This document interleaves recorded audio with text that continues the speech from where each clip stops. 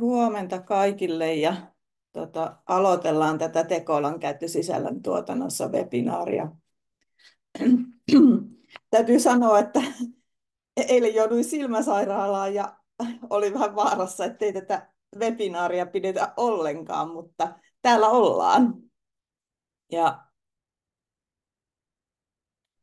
kiva, että olette tulleet tänne paikalle ja voitte kirjoittaa vaikka tuonne chattiin, että mistä tuutte tai minkälainen aamu on teillä ollut. Ja voitte pitää tosiaan kameran ja mikrofonin suljettuna, mutta jos teillä on jotakin kysyttävää, niin voitte kirjoittaa chattiin. Toivottavasti löydätte sen chatti-ikkunan. Ja mä sitten vastaan lopussa kysymyksiin. Nyt on puhuttu paljon tuosta, että tekoäly vie ihmisten työt. Ja tosiasia on se, että tekoäly voi muuttaa työn laatua, erilaisia töitä ja työmarkkinoita monin tavoin. Ja sen vaikutukset vaihtelee eri toimialojen ja ammattien välillä. Ja tekoäly voi myös luoda uusia työpaikkoja ja mahdollisuuksia. Ja hyvä, että te olette nyt täällä paikalla, sillä te olette nyt siinä, mitä on nyt ja tulevaisuudessa. Eli tekoälyä tarvitaan töissä monenlaisissa ja pääsette siihen mukaan. Uusia tehtäviä syntyy tekoälyn kehittämiseen, datatieteen alalle ja koneoppimiseen eri työpaikoilla. Toisaalta yhteiskunnan pitää hyödyntää tekoälyä ja minimoida mahdollisia haittoja työllisyydelle sekä panostaa koulutukseen ja osaamisen päivittämiseen. Tämä tarvitsee myös murrosta työpaikoille, ajattelutapoihin ja joustavuutta yrityksille ja yhteiskunnalle. Ja erityisesti sisällöntuotannossa tekoälyllä voidaan saavuttaa monenlaisia hyötyjä. Mä oon siis digitaalinen assistentti Virva ja mä oon aiemmassa työssä pääasiassa työskennellyt lastensuojelun parissa ja elintarvikealalla. Ja mä oon ollut aina ihan pienestä pitäen kiinnostunut tietotekniikasta ja sen luomista mahdollisuuksista. Sitten mä oon opiskellut tradenomiksi ammattikorkeakoulussa IT-puolella, eli tietotekniikan puolella. Nyt mä toimin yrittäjänä, eli digitaalisena assistenttina, aluksi sivutoimisena ja nyt 3 vuotta päätoimisena myös. Ja digitaalisena assistenttina teen sisällöntuotantoa yrittäjille paikkariippumattomasti.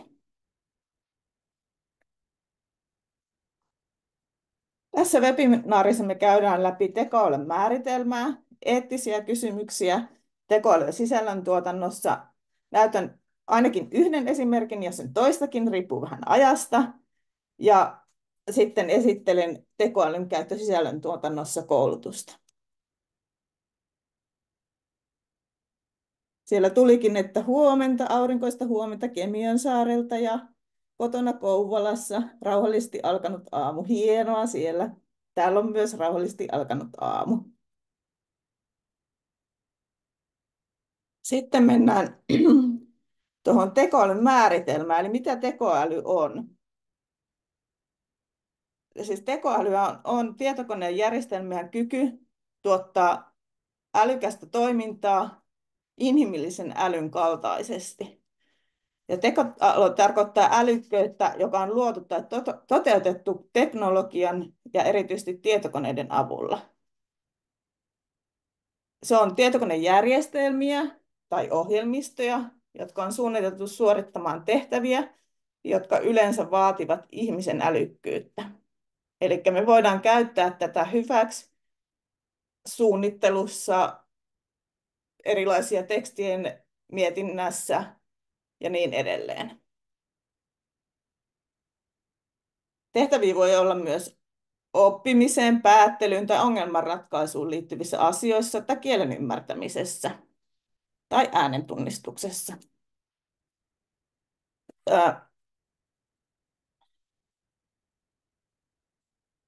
Sisällöntuotannossa tämä voi merkitä myös kykyä ymmärtää kieltä, tunnistaa asiayhteyksiä tai tuottaa tekstiä. Ja algoritmit on ohjeita tai sääntöjä, jotka ohjaa tietokonejärjestelmiä suorittamaan tiettyjä tehtäviä. Ja sisällöntuotannossa käytettävät algoritmit voi olla monimutkaisia ja erikoistuneita, kuten tekstigeneraattorialgoritmeja, jotka oppii kielen rakennetta ja tuottaa laadukasta tekstiä. Ja tekoälyssä pitää muistaa se, että tekoäly oppii koneelta. Ja koneoppiminen on siis osa tekoälyä, ja järjestelmä kykenee oppimaan ja parantamaan suoritusta kokemusten kautta. Ja sisällöntuotannossa taas koneoppiminen voi auttaa järjestelmän tunnistamaan kielen hienovaraisuuksia ja mukautumaan erilaisiin tyyleihin ja tuottamaan yhä parempaa tekstiä ajan myötä. No sitten mennään tuohon tekoälyeettisiin kysymyksiin. Niin tekoälyssähän tarvitaan kuitenkin tällä hetkellä, ja uskoisin myös, että ihan lähitulevaisuudessa ihmistä. Eli ei voi täysin luottaa siihen, että tekoäly tekee sitä, mitä me halutaan. Ja siinä tarvitaan sitten vastuullista käyttöä, ja se on myös osa sisällöntuotantoa.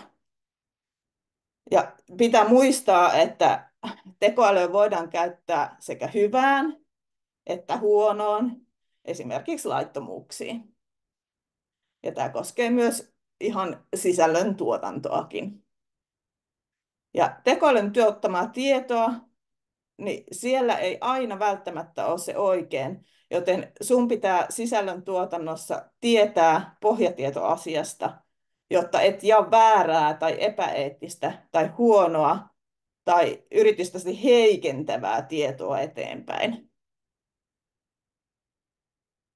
Ja sitten pitää muistaa tekoälystä se, että sehän ei anna lähteitä, tällä hetkellä ainakaan, joten jos sun täytyy päästä lähteiden äärelle tai kirjoittaa lähteet niihin teksteihin, niin silloinhan sä et voi käyttää tekoälyä, koska sulla ei ole sitä lähdetietoa siellä. Ja tekoäly ei tosiaan ole vain työkalu, vaan se on myös auttava työkalu, joka avaa uusia potentiaaleja. Sitten tehokkuuden ja luovuuden lisäksi on tärkeää miettiä, miten käytetään tekoälyä vastuullisesti. Ja se on välttämättömyys tekoälyn käytössä, koska se ohjaa meitä kohti kestävää ja eettisesti kehittynyttä sisällöntuotantoa. Ja tämä koskee erityisesti yrityksissä sitä, että yrityksessä kannattaa miettiä sitä, että mikä se on se meidän tekoälyn käyttö, mitkä on sen säännöt niin kuin laidasta laitaan ja mihin se pohjautuu se meidän tekoälyn käyttö ja minkä verran sitä voidaan käyttää. Eli suosittelen tekemään yritykseen säännöt näistä. Sitten kysymys, että miten voi käyttää tekoälyä tehokkaasti, mutta muistaa myös se inhimillisen kosketuksen sisältöön. Tällä hetkellähän ainakin suomenkielinen tekoäly ei pysty tuottamaan semmoista kieltä, että se olisi inhimillisen kuuloista tai sellaista, että se olisi välttämättä suoraan ihmisen kynästä. Joten vaikka sä tekisit sen sisällön, vaikka esimerkiksi artikkelin sillä tekoälyllä, niin sun kannattaa käydä se teksti läpi, lukea faktatiedot sieltä ensinnäkin, ja sitten sen jälkeen myös lukea se, että se kuulostaa sellaiselta, että sä oot sen kirjoittanut, koska se ei anna esimerkiksi sitä sun yrityksen ääntä tai teidän yrityksen ääntä siihen tekstiin. Se on hyvin kapulakielistä, ei välttämättä suomen kielen oikeuskirjoitussääntöjä ole siinä huomioitu kunnolla. Ja on monesti hyvin kapulakielistä tekstiä.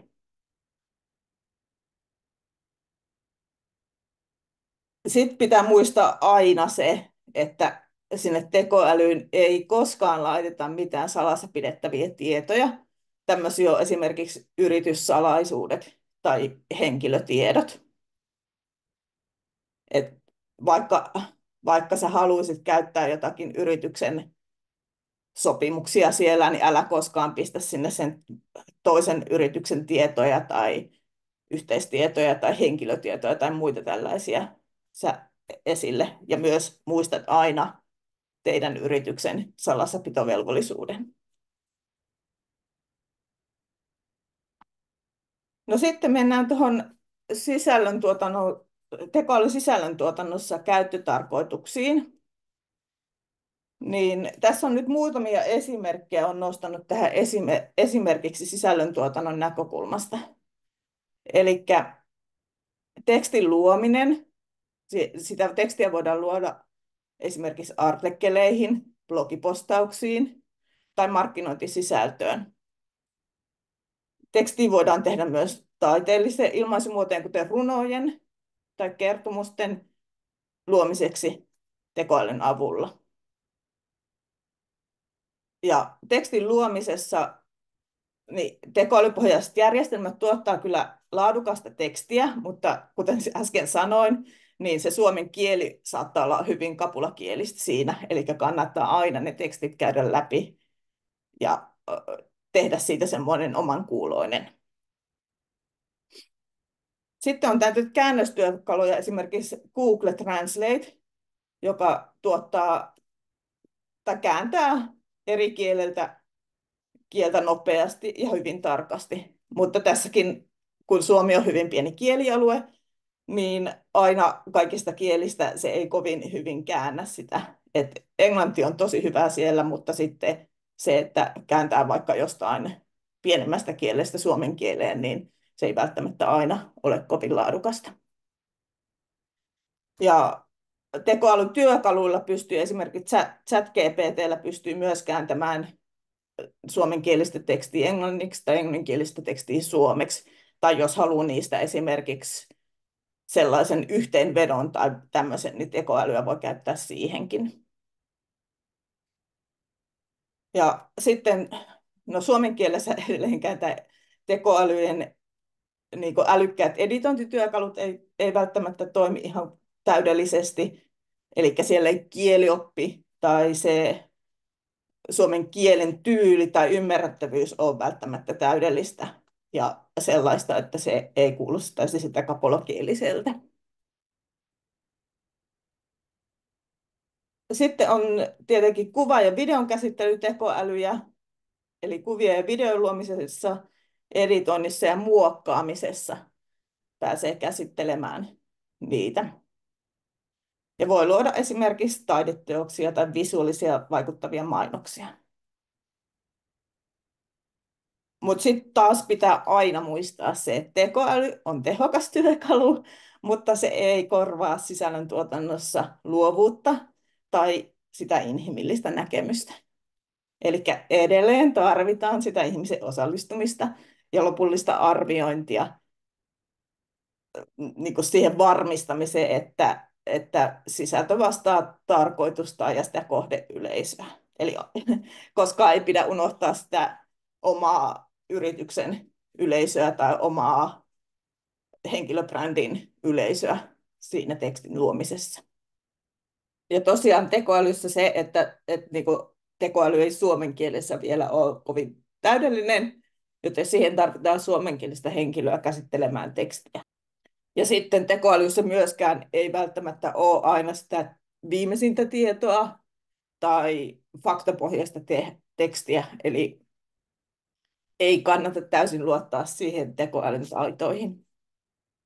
Sitten mä esittelen tässä mun luomaa koulutusta, tekoälyn käyttö sisällöntuotannossa koulutus, ja se voi tehdä omaan tahtiin verkossa.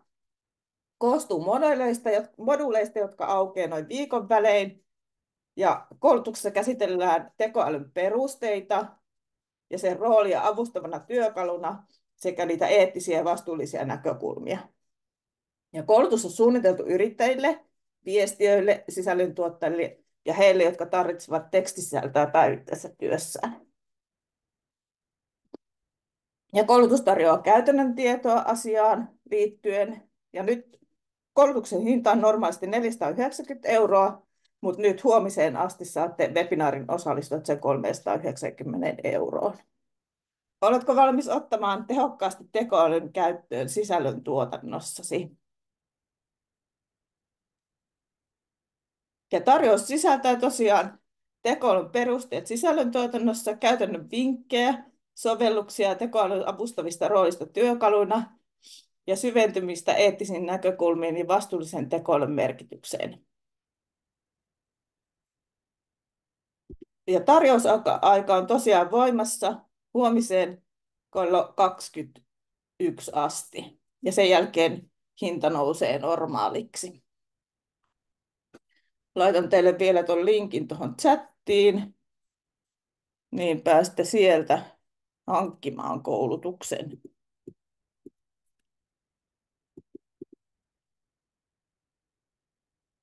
Ja sitten mä siirryn seuraavaksi teidän kanssani näyttämään esimerkkejä tästä ChatGPT:n avulla. Eli ChatGPT 3 käytetään nyt tässä esimerkissä, koska ChatGPT 3.5 on tosiaan se ilmainen työkalu. Eli mä laitan nyt tähän ensimmäisenä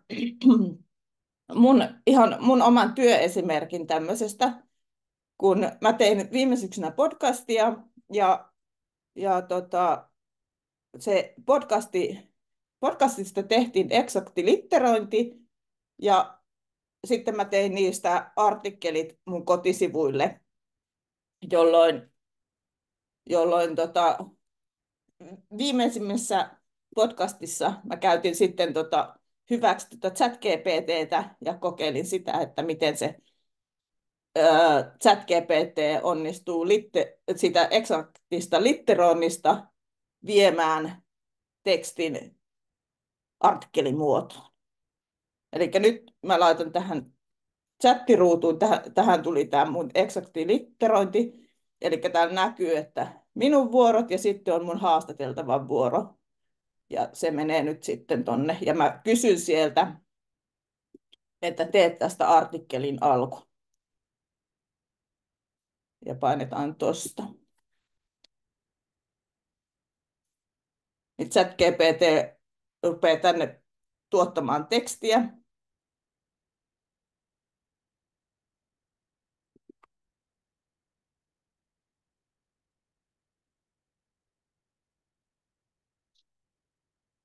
Eli nyt saatiin, ei ole enää puheenvuoromainen. Jos haluat tätä, joskus tämä saattaa tämä ChatGPT tehdä tästä puheenvuoromaisesta niin sellaisen, että tässä edelleen alussa lukee, että Virva sanoo tai Virva jotakin. Niin silloin kannattaa kysyä siltä ChatGPTltä sen jälkeen, että esimerkiksi, että kirjoita teksti siten, ettei puheenvuoroja näy. No nythän tässä ei näy niitä puheenvuoroja, joten meidän ei tarvitse sitä kysyä.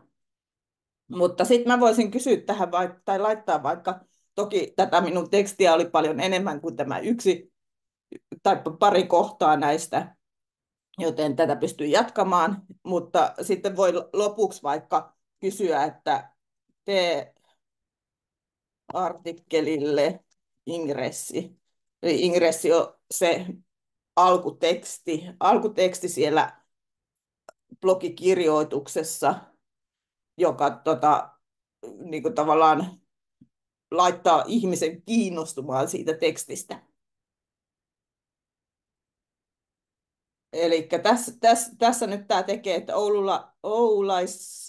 no nyt tuli oulasilainen, ei tullut hyvää suomen kieltä, hyvä esimerkki siitä. Eli oulaislainen metsä- ja maatalousyrittäjä Osmo Palosaari avaa ihmisen ääni podcastissa Metsäsuunnittelu Hollanti Oyn tarina ja niin edelleen. Eli sitten voi tätä miettiä, että onko tämä nyt tämä ingressi hyvä, haluanko mä siihen jotakin vaikka, että tee ingressistä hieman leikkisämpi.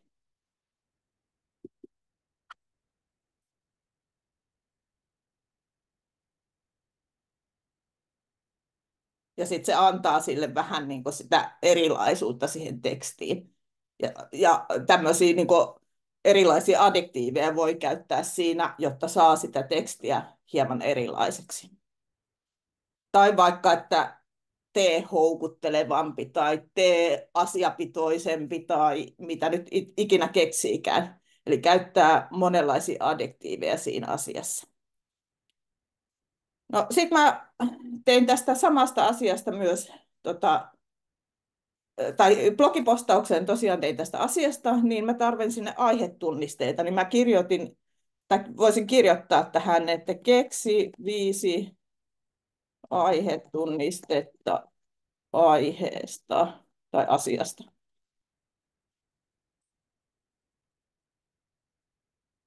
No nyt se keksii 5 aihetunnistetta, no joo, metsänomistus, joo, mä voisin ehkä miettiä, mä voisin ehkä pyytää vielä, että teen vielä 5 lisää.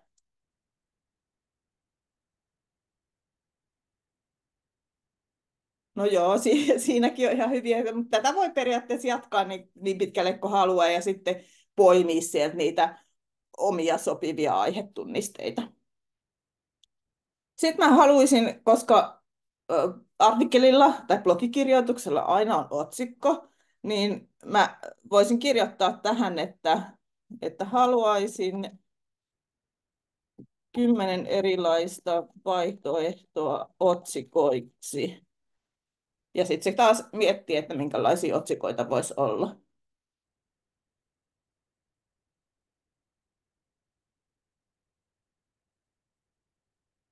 Ja tässähän on hyvä myös se, että vaikka näistä itsenäisesti mikään näistä ChatGPT:n ehdottamista otsikoista ei toimisi sulla, niin sä voit näitä yhdistellä, tai sitten sä voit aina kysyä lisää niitä otsikoita siihen.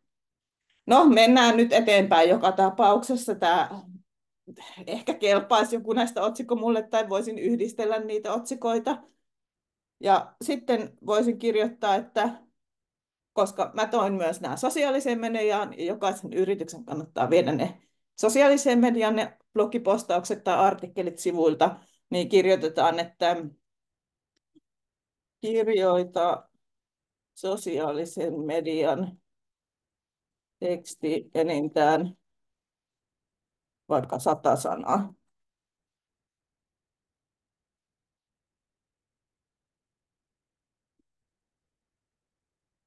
No niin, siitä tuli sitten teksti, ja tässä taas, no se ehdottaakin tuonne alas noita aihetunnisteita, mutta jos et ole tyytyväinen taas niihin aihetunnisteisiin, niin voi kysyä uudestaan, tai sitten voi kirjoittaa vaikka, että kirjoita hauskempi teksti.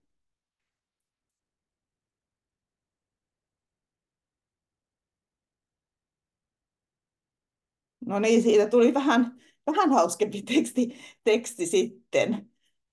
Ja tuli sinne taas ne aihetunnisteet, mutta voidaan vaikka kysyä tähän vielä, että kirjoita vielä 5 uutta aihetunnistetta sosiaaliseen mediaan.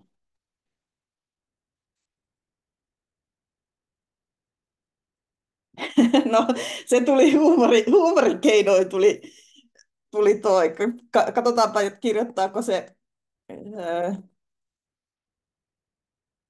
Kirjoita aihetunnisteet sitä edellisen tekstin perusteella.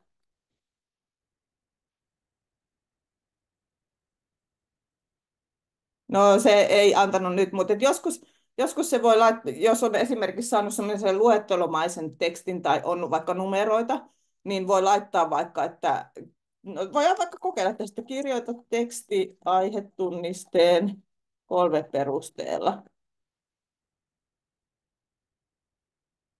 No niin, eli nyt se käyttää sitä puunaussanaa siellä. Eli tästä näette hyvin, miten sitä voi sitä käyttää sitä chat-GPT:tä hyväksi. Sitten, oliko tästä jotain sellaista kysyttävää, jota haluaisitte vielä kysyä aiheeseen liittyen? Mutta sen vielä muistutan tästä, että aina kun pitää sen tässä yhdessä ja samassa chatti-ikkunassa tämän saman asian, niin se tavallaan toi tekoäly oppii siitä asiasta uutta ja lisää ja muistaa ne edelliset jutut, Joten sun kannattaa aina niin kuin säilyttää se sama chatti-ikkuna siellä, niin kuin jos sä sitä samaa juttua jatkat uudestaan ja uudestaan. Mutta sitten voi tehdä myös silleen, että me on vaikka saatu tästä nyt, että me saatiin tämä artikkeliteksti, että otettaisiin tämä artikkeliteksti täältä, kopioitaisiin, ja sitten kopioitaisiin vaikka tämä sosiaalisen median tai joku otsikko täältä, laitettaisiin otsikko, ensin vaikka tekstityökalun, vaikka Wordiin voi laittaa, että laittaa se otsikko ja sitten tuon tekstin, ja sitten laittaa se, että sosiaalisen median teksti otsikolla, ja sitten pistää ne aihetunnisteet. Ja pistää uuteen ikkunaan, ja sitten pyytää siltä uudesta ikkunasta sillä sun tehdyllä tekstillä, eli sillä, millä sä haluat niin viedä sen sinne artikkelijulkaisuun tai blogijulkaisuun, niin sillä teet sitten uutta lisää, niin se ei käytä niitä niin sanotusti hyljättyjä tietoja hyväksi. Hyvä. Sitten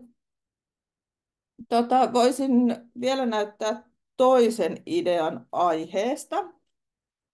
Siihen kannattaa taas, aina kannattaa jokaiselle aiheelle ottaa uusi chatti-ikkuna, koska muuten se käyttää niitä vanhoja tietoja hyväksi aina. Jos tuossa tuli chatissa kysymys, että jos haluaa käyttää niinku omia sanoja tai tarjota chatille niitä sanontoja, niin tehtävän annossa. Sitten kannattaa kirjoittaa tuohon, että vaikka että jos haluaa niinku, esimerkiksi blogitekstejä kannattaa kirjoittaa monipuolisilla sanoilla tai jotta se nousee siellä Googlen haussa tai hakukoneiden haussa, niin kirjoittaa sinne, että kirjoita tai lisää edelliseen artikkeliin nämä sanat ja sitten kirjoittaa ne sanat niin kuin peräjälkeen sinne. Eli vaikka kissa, koira, kana ja auto, niin sitten se käyttää niitä sanoja siellä sun tekstissä mukana. Ja ChatGPTltähän voi kysyä myös sitä, että keksi niin monipuolisempaa sanastoa tai muuta tämmöistä. Eli se voi auttaa myös siinä miettimään sitä aiheasiaa. No sitten tehdäänpä tämmöinen toinen sitten. Tuliko Johanna vastaus siihen, mitä kysyit? No mä otin nyt uuden chat-ikkunan, koska mä en halua, että se liittyy tähän vanhaan juttuun, vaan tämä on täysin uusi juttu, joten mä poistuin siitä vanhoista. No niin, hyvä, hyvä Johanna, että luulisin, että sait vastaukset, pitää päästä testaamaan. Joo, kannattaa testata ja tätähän voi niin kuin, tosi monipuolisesti testata eri tavalla. Ja joo, mennään seuraavaan. Eli mä ajattelin, että mä teen tämmöisen, että yrittäjä Sanelma parturikampaaja haluaa blogiaiheita itselleen sinne, että aloittaa blogin kirjoittamisen kotisivuilleen, yrityksen kotisivuille. Eli Sanelma on 30-vuotias parturikampaaja, joka haluaa aloittaa yrityksen kotisivuille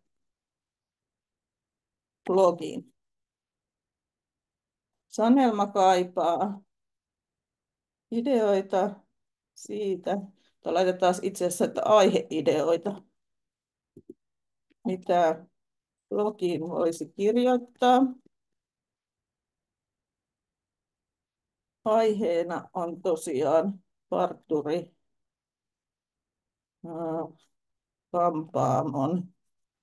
kampaamo. Keksi 5 otsikkoa aiheesta. Eli nyt laitettiin tuonne tuommoinen.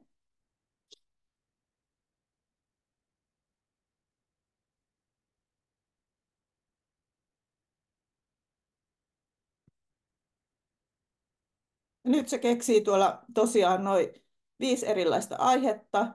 Ja se tässä tapauksessa antoi myös sisältöehdotuksia sinne. Mutta me voidaan vaikka pureutua sitten, että katsotaan vaikka, että keksi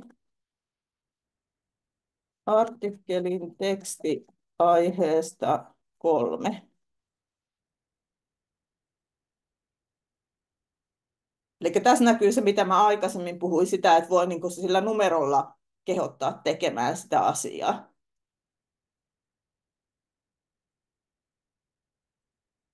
Ja nyt se ehdottaa sitten sitä tekstiä. Minä en toki ole parturikampaaja, joten en tiedä, onko sisältö täysin oikea, onko sellaista, jota voisi käyttää, mutta, ehkä tästä alusta voisi katsoa, että kestävän kehityksen aallonharjalla ratsastaen Sanelma 30-vuotias intohimoinen parturikampaaja. En ehkä kirjoittaisi siihen alkuun tuollaista tekstiä. Kysyisi ehkä tähän, että kirjoita ingressi uudelleen. Eli tämä on se ingressi, mikä on se houkutteleva teksti siinä alussa. No niin, tämä ehdotti nyt tämmöistä näin. Mutta tätä voi niin kuin uudestaan ja uudestaan voi kysyä sitä ingressiaihetta. Ja sitten voi itse tehdä sillä tavalla, että ottaa talteen nämä kaikki ingressit vaikka täältä tai kaikki tekstit ja sitten yhdistelee niitä, tekee niistä niin kuin yhden itselle sopivan ja semmoisen oman näköisen omaa asiakaskuntaa puhuttelevan tekstin. Ja muistaa taas sen suomenkielisen niin kuin tekstisisällön ja inhimillisen tekstisisällön tuomisen siihen. No Sanelmallahan on tietenkin myös somekanavat, joten laitetaan tähän, että kirjoita someteksti, jossa on vähintään 200 sanaa.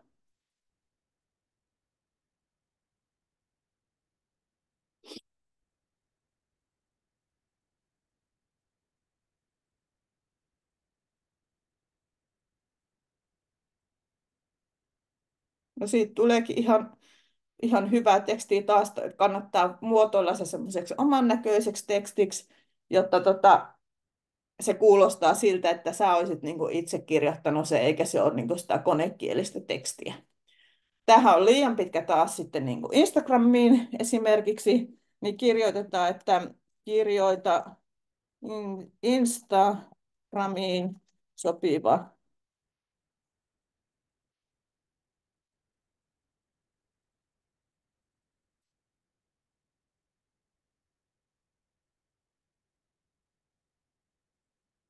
Ja nyt se kirjoittaa lyhyemmän tekstin sitten tässä.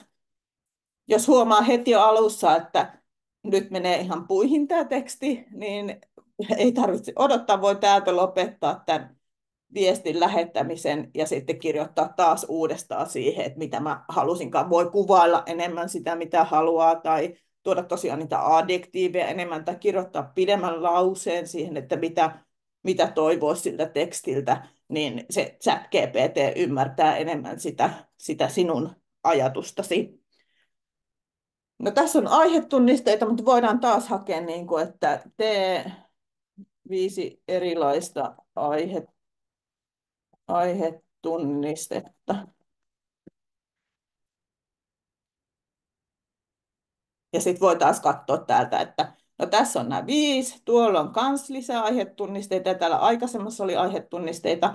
Eli mikä olisi semmoisia, mitkä sopisi sulle itselle ja siihen sun omaan yritykseen tai oman profiilin juttuihin.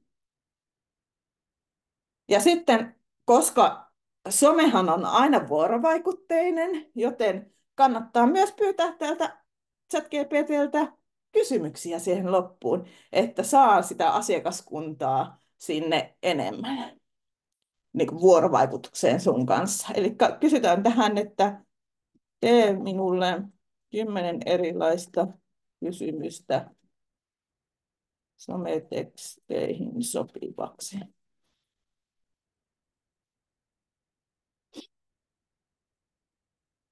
Ja sitten se ehdottaa taas siellä sulle näitä erilaisia, ja sieltä voit taas valkata, että mikä on semmoinen suhusopiva, tai yhdistellä noita, tai kysyä taas uudestaan lisää näitä sopivia kysymyksiä, että jos ei niistä siltikään ollut mikään sulle sopiva. Eli tällä tavalla tämä etenee. Hyvä.